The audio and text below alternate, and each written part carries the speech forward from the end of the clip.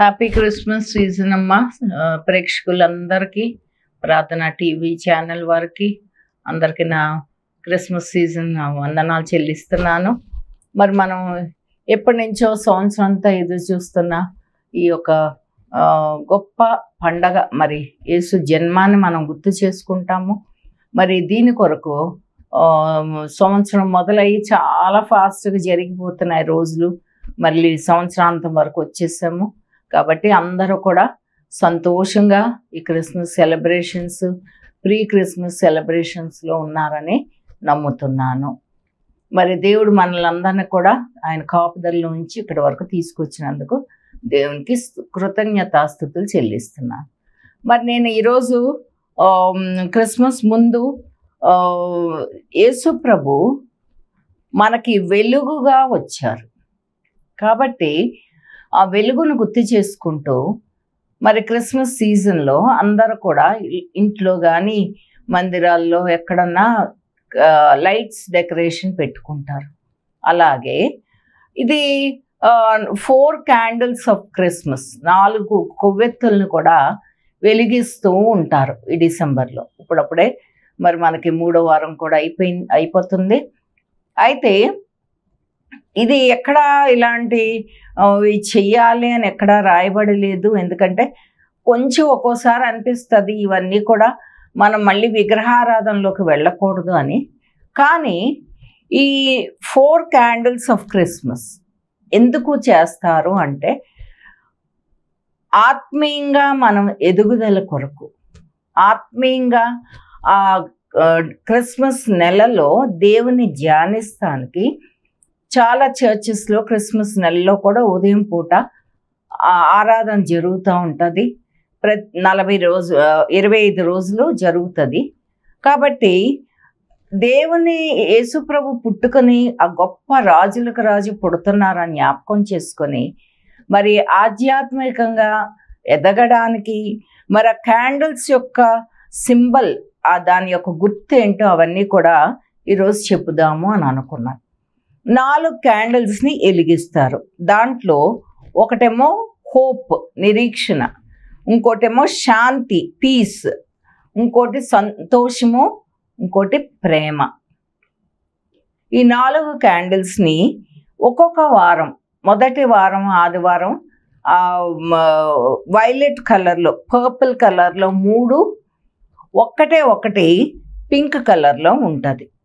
ఈ హోప్ అనేది purple colour candle, అలాగే పీస్కి కూడా పర్పుల్, జాయ్కి పింక్, లవ్కి కూడా పర్పుల్ క్యాండిల్ వెలిగిస్తూ ఉంటారు.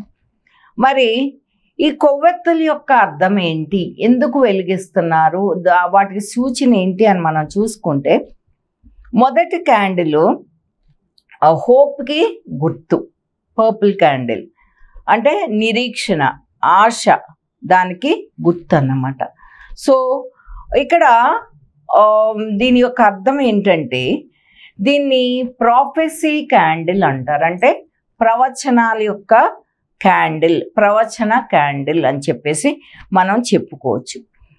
ఇది మనకి ప్రవక్తలో యేసు ప్రభు యొక్క పుట్టుక గురించి వాళ్ళు ప్రవచించిన విధానాన్ని గుర్తు చేసుకోవడానికి, ఏది 750 సంవత్సరాల క్రితం యెషయా భక్తుడే ఎక్కువగా యేసు ప్రభు పుట్టుక గురించి ప్రవచించారు.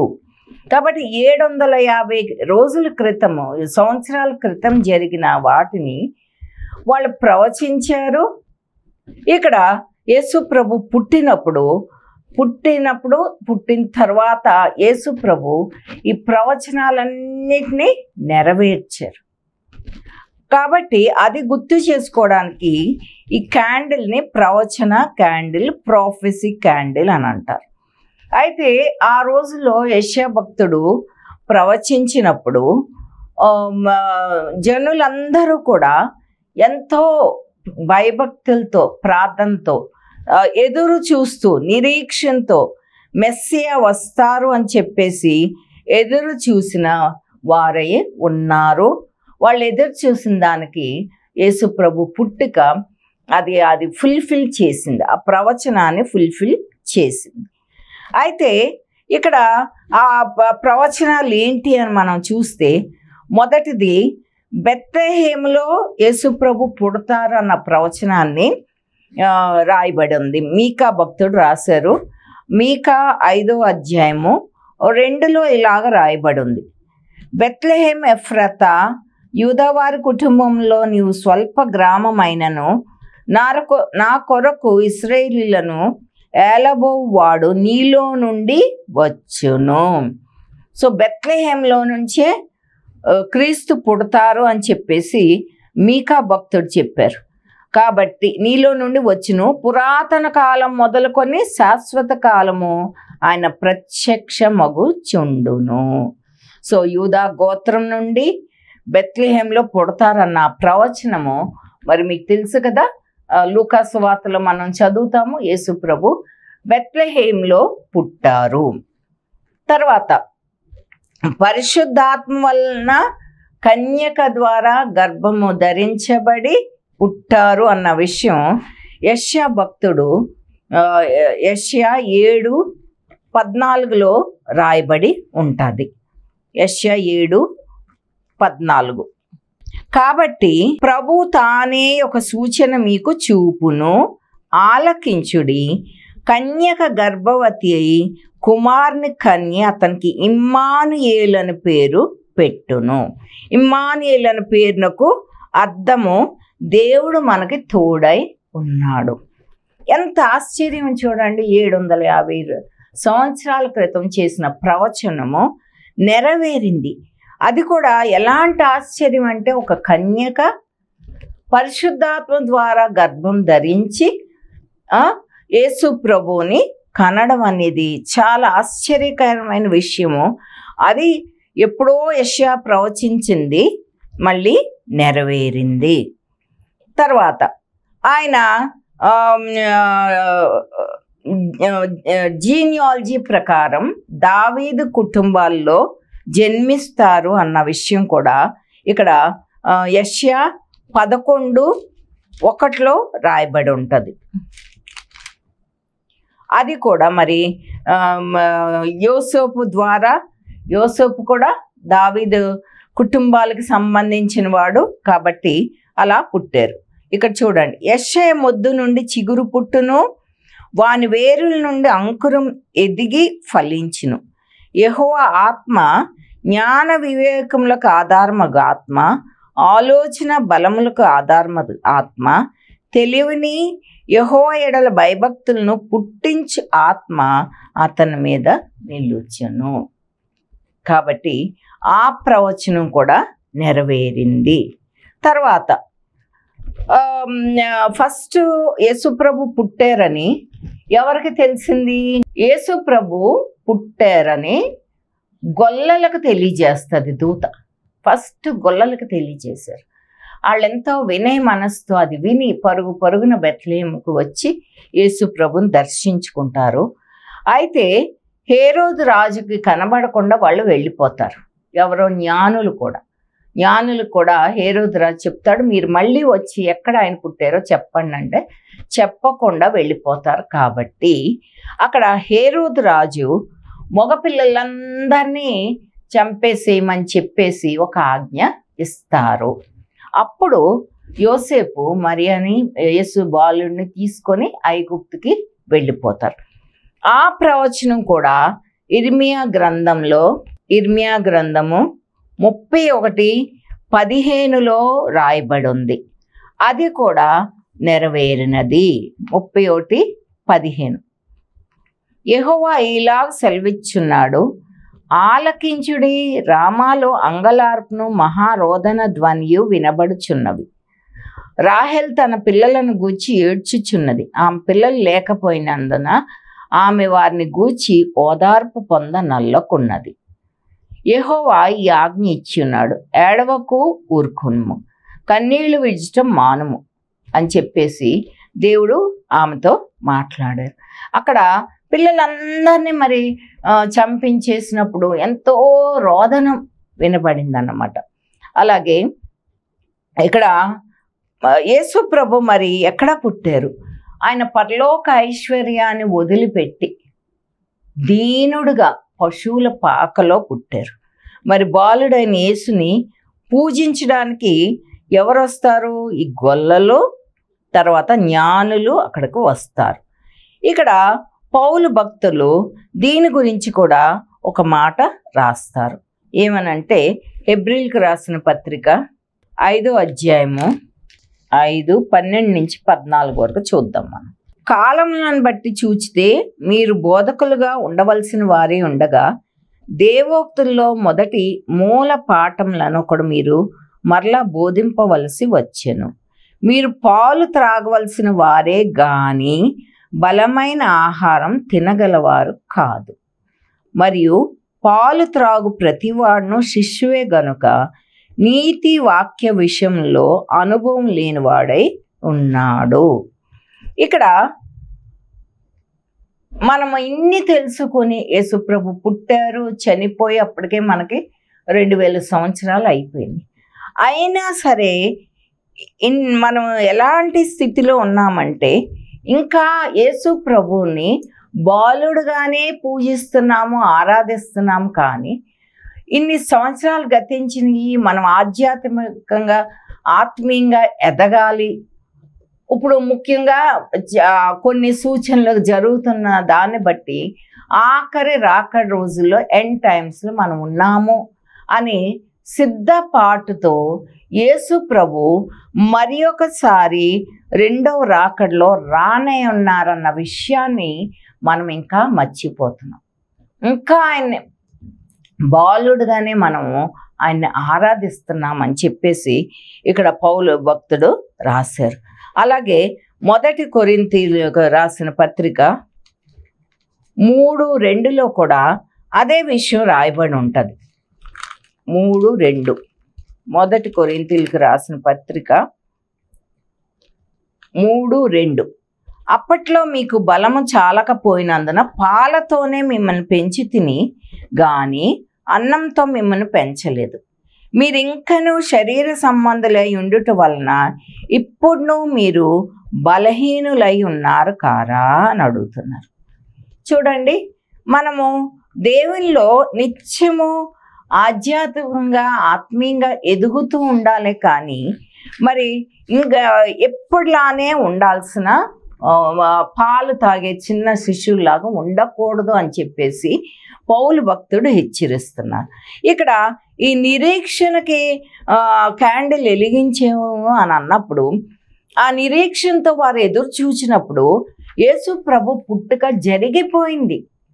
మరి పుట్టుక జరిగిపోయా కూడా మనం ఇంకా ఆయన్ని బాలుల్లాగా ఆరాధించడం కాదు అని చెప్తూ ఇక్కడ కొన్ని ప్రవచనాలని నేను చెప్తాను. వాటిలో ఇక్కడ బైబిల్ గ్రంథంలో దాదాపుగా 300 పైనే ప్రవచన వాక్యాలు ఉన్నాయి. మొత్తం ఇక్కడ క్రిస్మస్ గురించి మాత్రం దాదాపుగా 300 ప్రవచనాలు ఉన్నాయి. కానీ యేసు ప్రభువుని గురించి కొన్ని విషయాల గురించి ఆల్మోస్ట్ 2500 ప్రవచనాలు ఉన్నాయంట. దాంట్లో 200 ఆల్రెడీ ప్రవచనాలు కానీ ఇంకా మనుషులు 2000 నెరవేరినా కూడా ఇంకా మనుషులు ఇంకా 500 నెరవేరనండి. ఇంకా మనుషులు అదే పాత స్థితిలోనే ఉంటూ మరి మనం క్రిస్మస్ సంబరాలు చేసుకుంటూ ఇంకా చిన్న బాలుడుగానే మనం వాళ్ళని ఆరాధిస్తున్నాము అని గుర్తు చేసుకుని మనము ఆత్మీయంగా ఎదగాలి అని చెప్పేసి దేవుని భక్తులు చెప్తున్నారు. మరి ఇక్కడ యెషయా 9:6లో రాయబడినట్లు యెషయా గ్రంథము 9:6లో ఏమని రాయబడి ఉందో ఒకసారి మనం చూద్దాం. 9:6 ఏలి అనగా మనకు శిశువు పుట్టెను, మనకు కుమారుడు అనుగ్రహింపబడెనని ఆయన ప్రవచించారు, అనుగ్రహింపబడ్డారు. ఆయన భుజం మీద రాజ్యభారం ఉండును. ఆశ్చర్యకరుడు, ఆలోచనకర్త, బలవంతుడైన దేవుడు, నిత్యుడగు తండ్రి, సమాధాన కర్తయగు అధిపతి అని అతనికి పేరు పెట్టబడును. కాబట్టి ఆశ్చర్యకరుడు ఆయన పుట్టి ఆయన ప్రవచనాలన్నిటినీ నెరవేర్చారు. ఇంకా మనము ఆ పాత స్థితిలోనే ఉంటున్నాము. ఆత్మీయంగా ఎదగాలి అని కోరుకుంటున్నాను. ఈ 300 ప్రవచనాల్లో యేసు ప్రభు చాలా ప్రవచనాలను ఆయన పుట్టాక నెరవేర్చారనమాట. అవి కొన్ని చూద్దాం మనం. యెషయా 7:14 యెషయా 7:14 వచనంలో ఇక్కడ కన్యక గర్భవతి అయి కుమారుని కని అతనికి ఇమ్మానుయేల్ అని పేరు పెట్టునని మనం ఆల్రెడీ చదువుకున్నాం. మరి దానికి ఆన్సర్, దాని ఫుల్ఫిల్మెంట్ ఎక్కడ జరిగిందంటే మరి మత్తయి సువార్త 1వ అధ్యాయము మత్తయి 1:23లో రాయబడి ఉంది. మత్తయి 1:23 చూడండి. ఇక్కడ ఆయనకు ఇమ్మానుయేల్ అని పేరు పెట్టుదురు. ఇదిగో కన్యక గర్భవతి కుమారుని కనును, ఆయనకి ఇమ్మానుయేల్ అని పేరు పెట్టుదురు అని ప్రభు తన ప్రవక్త ద్వారా పలికిన మాట నెరవేరినట్లు ఇదంతయు జరిగేను. సో కన్యక గర్భవతి మరియా ద్వారా యేసు ప్రభు పుట్టారు. అలాగే మీకాలో రాశారు కదా, మరి బెత్లెహేంలోనే పుడతారు అన్నది. అది కూడా మరి మత్తయి సువార్త 2:10లో చూస్తే అది కూడా నెరవేరింది అని మనం చూడాలి. 2:10 వారు ఆ నక్షత్రం చూచి అత్యానంద భరితుల ఇంట్లోనికి వచ్చి తల్లి అయిన మరియను ఆ శిష్యువుని చూచి సాగిలిపడి ఆయనను పూజించి తమ పెట్టెలు విప్పి బంగారంను సాంబ్రాణిని కానుకలుగా ఆయనకు సమర్పించిరి. కాబట్టి ఇక్కడ ఈ జ్ఞానులు కూడా వచ్చి ఆయనకి కానుకలు సమర్పించారు. అలాగే హోషేయ గ్రంథము 11:1లో రాయబడిన ఆ ప్రవచనాన్ని యేసు ప్రభు అది దాంట్లో ఏమని రాయబడి ఉంటుందంటే అది కూడా చదువుకుందాం మనము. ఎందుకంటే ఒక్కొక్క ప్రవచనం యొక్క నెరవేర్పు ఎలా జరిగింది అన్నది మనం చూస్తాం అన్నమాట. హోషేయ గ్రంథము హోషేయ 11:1 ఇజ్రాయేలు బాలుడై ఉండగా నేను అతని ఎడల ప్రేమ కలిగి నా కుమారుని ఐగుప్తు దేశంలో నుండి పిలిచి తిని. కాబట్టి ఐగుప్తుకి ఎప్పుడైతే ఆ పిల్లల్ని చంపి ఇస్తున్నారో హేరోదు రాజు, ఆ పిల్లల్ని తీసుకుని యోసేపు మరియా బాలుడైన యేసుని తీసుకుని ఐగుప్తుకి వెళ్ళిపోతారు. అదేమో మరి మత్తయి సువార్త 2:13లో నెరవేరింది. మత్తయి సువార్త 2:13 వారు వెళ్ళిన తర్వాత ఇదిగో ప్రభువు దూత స్వప్నమందు యేసేపు ప్రత్యక్షమై హేరోదు ఆ శిశువుని సంహరింపవలనని ఆయనను వెదకబోచున్నాడు గనుక నీవు లేచి ఆ శిశువును ఆయన తల్లిని వెంట పెట్టుకుని ఐగుప్తునకు పారిపోయి నేను నీతో తెలియచెప్పు వరకు అక్కడనే ఉండమని చెప్పాను. కాబట్టి ఐగుప్తుకి వెళ్ళారు. అది కూడా నెరవేరింది. అలాగే యేసు ప్రభు పుట్టినప్పుడు ఒక స్టార్ కనబడింది ఆకాశంలో. అది కూడా ఆ ప్రవచనం ఏంటంటే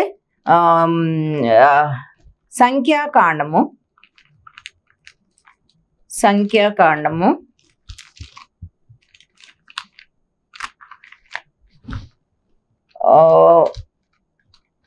24వ అధ్యాయము 24:17 చూడండి, అక్కడ రాయబడి ఉంది.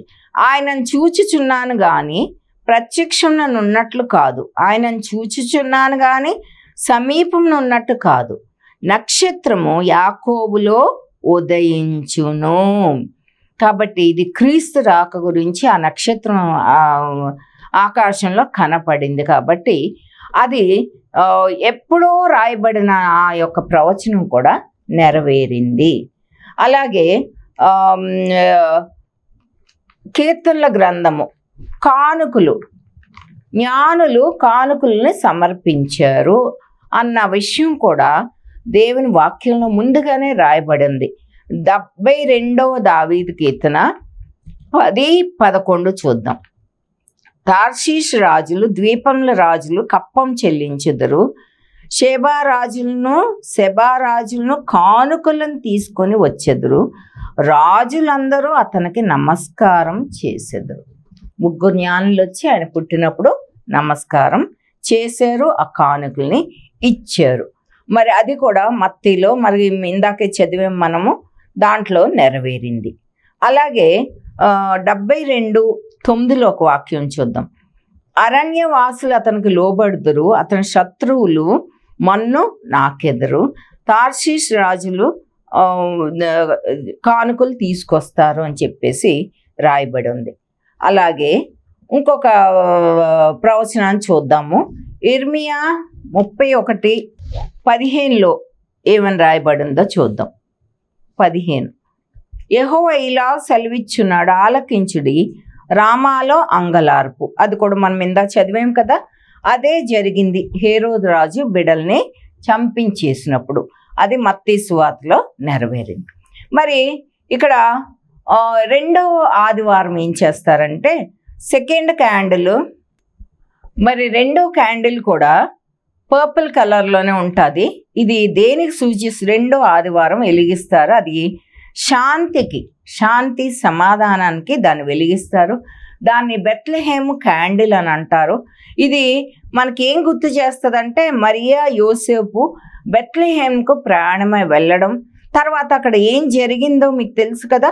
ఎక్కడ స్థలం లేకపోతే ఒక పశువుల పాకలో ఆయన పరలోక ఐశ్వర్యాన్ని వదిలిపెట్టి దీనుడుగా పశువుల పాకలో పుట్టారు అన్న విషయాన్ని మనం 2వ ఆదివారము శాంతి సమాధానం అనే క్యాండిల్ ద్వారా మనం తెలుసుకుంటాం. అలాగే 3వ ఆదివారము ఆనందాన్ని సూచించే, జాయ్ని సూచించే పింక్ క్యాండిల్ని వెలిగిస్తారు. దీన్ని షెపర్డ్స్ క్యాండిల్ అని చెప్పేసి చెప్తారు. ఇక్కడ కూడా మనం ఆనందం, క్రిస్మస్ ఆనందం పొందుకున్న మనము యేసు ప్రభు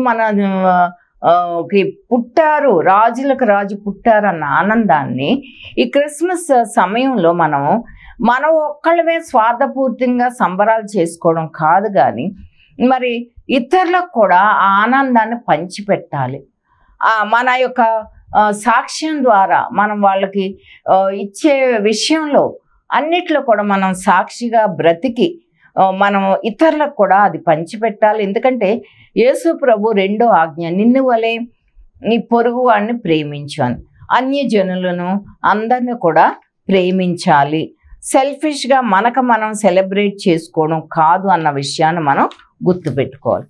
తర్వాత 4వ క్యాండిల్ ఏంటంటే ఇది మళ్ళీ పర్పుల్ కలర్లోనే ఉంటుంది, ప్రేమను సూచించేది. మరి దేవుడు ప్రేమామయుడు, ప్రేమ స్వరూపి. మన పాపములకు ప్రాయశ్చిత్తంగా తండ్రి అయిన దేవుడు ఆయన పంపించారన్న విషయాన్ని గుర్తు పెట్టుకొని మనము ఆ ప్రేమను ఇతరులకు చూపించవలసిన బద్దులమై ఉన్నాం. మన ఇంట్లోనే సమాధానం లేదు, మన ఇంట్లోనే ప్రేమ లేదు అన్నప్పుడు ఇతరులకు మనం ఏం చూపిస్తాం? కాబట్టి అందరము ఈ యొక్క క్రిస్మస్ సీజన్లో పశ్చాత్తాపంతో ప్రార్థనా పూర్వకంగా ఇవన్నీ కూడా నెరవేర్చవలసిన వారమై ఉన్నాము. ఈ లవ్ క్యాండిల్ని ఏంజల్స్ క్యాండిల్ అని అంటారు. అది ప్రేమని సూచిస్తుంది. మరి యోహాను సువార్త 3:6 రాయబడి ఉంది కదా. అవన్నీ కూడా మనం గుర్తు చేసుకుని మనొక్కరికే కాదు అందరి కొరకు యేసు ప్రభు పుట్టారన్న విషయాన్ని గుర్తు చేసుకో. తర్వాత ఒక అదనపు క్యాండిల్ వైట్ని కూడా కొంతమంది వెలిగిస్తూ ఉంటారు. అదేంటంటే దాని క్రైస్ట్ క్యాండిల్ అంటారు. అది క్రిస్మస్ ఈవ్ రోజు, క్రిస్మస్ ముందు రోజు 24వ తారీఖు రాత్రి ఆ వైట్ క్యాండిల్ని వెలిగిస్తారు. అది క్రైస్ట్ క్యాండిల్, అంటే యేసు ప్రభు పుట్టేసి ఆయన వెలుగుగా మనకి ఈ ప్రపంచంలోకి వచ్చారన్న విషయాన్ని మనం గ్రహించడానికి ఈ 5 క్యాండిల్స్ని కొంతమంది వాటిని మందిరాల్లో, ఇళ్లలో కూడా వెలిగించుకొని ఆధ్యాత్మికంగా ఎదగడానికి మరి మనమందరం కూడా ఆ యొక్క నిరీక్షణ, సమాధానము, శాంతి, ప్రేమ, ఆనందాన్ని కలిగి ఉండి అది ఇతరులకు కూడా మనం పంచిపెట్టాలన్న విషయాన్ని తప్పకుండా మనం జ్ఞాపకం చేసుకోవాలి అని చెప్పేసి ఈ 4 క్యాండిల్స్ని కొంతమంది భక్తులు ఇంట్రడ్యూస్ చేశారు. అంతేగాని అది చెయ్యాలి అన్న సాంప్రదాయం మాత్రం కాదు ఆధ్యాత్మిక ఎదగడానికి. సరే, ప్రార్థన చేసుకుందామా? దేవా మా తండ్రి, మేము ఈ దినం ప్రభా ఈ 4 క్యాండిల్స్ 5వ క్యాండిల్గా యేసు ప్రభు పుట్టిన ఆ వైట్ క్యాండిల్ని, ఏంజిల్స్ క్యాండిల్ని కూడా గుర్తు చేసుకుంటున్నాం ప్రభా. ఇవన్నీ తండ్రి మా మందిరాల్లో తండ్రి వెలిగించి తండ్రి మేము ఇదిగో ఈ నెలంతా కూడా ఆధ్యాత్మికంగా ఎదగడానికి నాయన మీరు సహాయం చేశారు నాయన తండ్రి. ఇదిగో ఈ సుగుణాలను మేము కలిగి ప్రభా నిత్యము లోకానికి తండ్రి అన్యజనులకు మేము సాక్షిగా మాదిరిగా జీవిస్తూ, ఎలా అయితే యేసుప్రభు మాకు మాదిరిగా పుట్టి 33 సంవత్సరాలు మాదిరిగా బ్రతికి దారి చూపించారో నాయన, మేము కూడా అలా మాదిరిగా బ్రతకడానికి నీ యొక్క పరిశుద్ధాత్మ సహాయాన్ని మాకు దయచేసి నడిపించమని మా ప్రభువును రక్షకుడైన యేసయ్య పేట వేడుకొని ప్రార్థిస్తున్నాను తండ్రి. ఆమేన్. Praise the lord.